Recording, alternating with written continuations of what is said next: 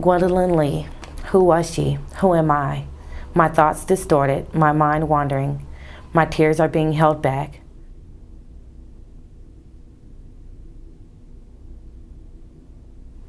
She was addicted to crack cocaine and alcohol. That's all I can remember.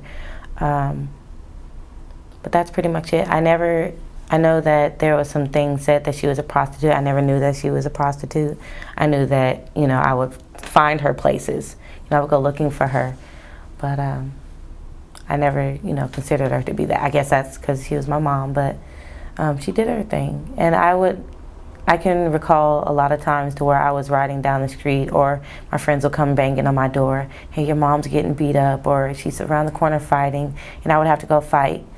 And it was hard growing up, living in those conditions, but she did try, and when she was sober, she was a good mom.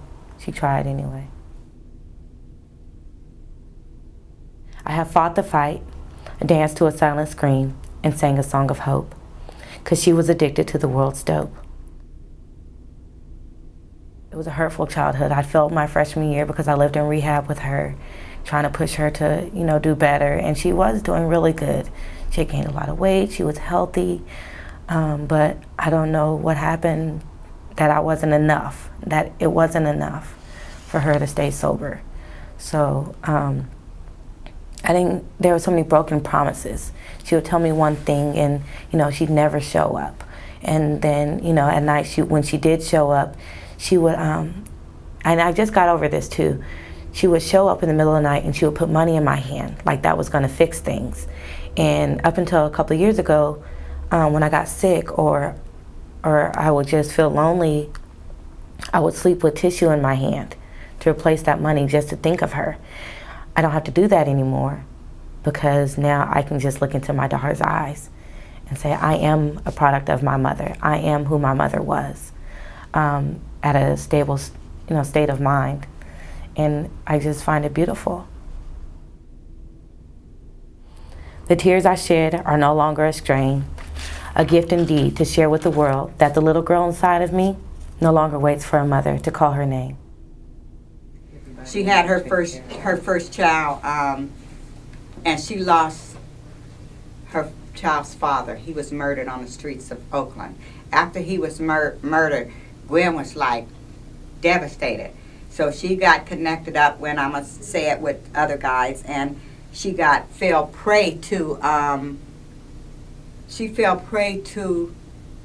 the crack at that time, which was flushed in the black neighborhoods, if you will. She got caught up in that as a disease. Well, when I met her, both of us were trying to get our lives together.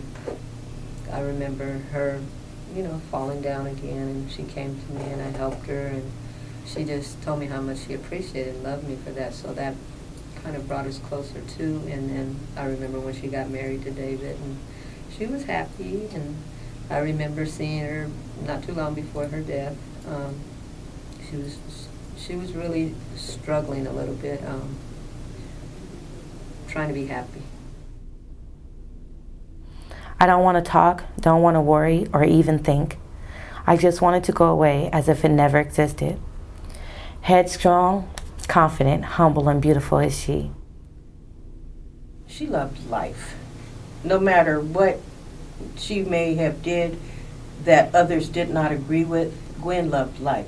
Gwen was a person who liked being happy. She liked seeing others happy. Gwen was that person, like I said, and I think it was said more than once in the courtroom, that when asked, what do you miss most? Her smile. You have your people that have addictions, and you see them hanging out on the street corner. You see them dressed in Go ahead, rags. I know where you're coming with that. Okay. But you see how I look? You see how she looks? That's how you saw Gwen, addiction or not. I don't even know how to put it, but She was a stiletto queen, that's what my girls say. Auntie Gwen with those stilettos. Exactly. She wore her stilettos, she wore her clothes, Gwen dressed. Gwen, when she was totally involved, Gwen didn't bother you. Gwen was not that type of person. Silent prayers, no room for speech. I encourage this, portray what I use, but yet to practice what I preach. Smile, it's okay. Cry, it's okay.